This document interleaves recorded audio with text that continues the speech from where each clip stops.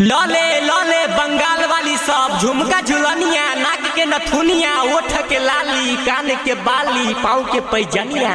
हो रुका रुका कथी बेचे छु? झुमका झुलनिया, नाक के नथुनिया। कितना रुपया लेबू? छोड़ रुपया की देभी तो एगो चुम्मे दे देना। नहीं लेबो जो जो जो शगन दीवाना वाला भी जान वाला राही।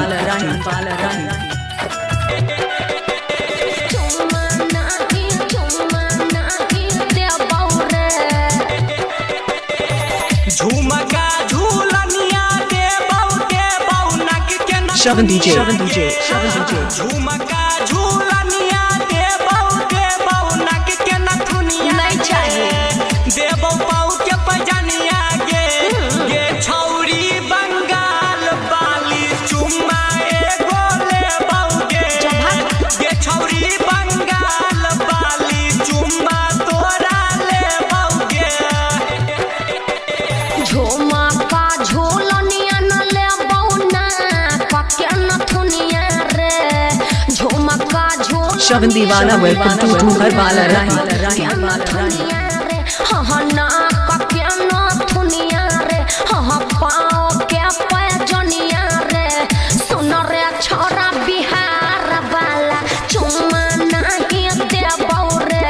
सुन रे छोरा बिहार वाला चुम्मा नहीं देबौ रे। शगन दीवाना वाला भी जान वाला राही।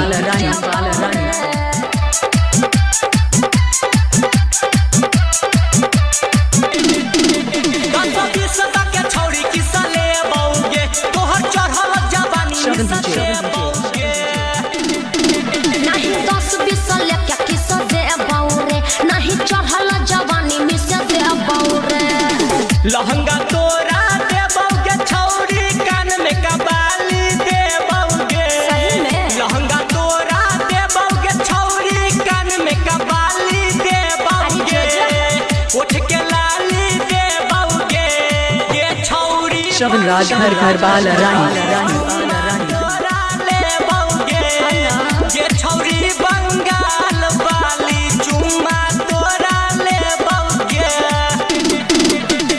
हम पेन्है छी लहंगा महंगा, सस्ता वाला न लेबौ रे। हम पेन्है छी लहंगा महंगा, सस्ता वाला न लेबौ रे।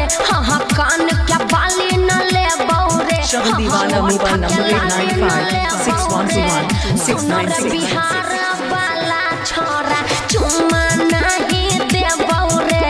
सुन रे बिहार वाला छोरा चुम्मा नहीं देबौ रे। चुम्मा शगन दीवाना वेलकम टू घर वाला राही।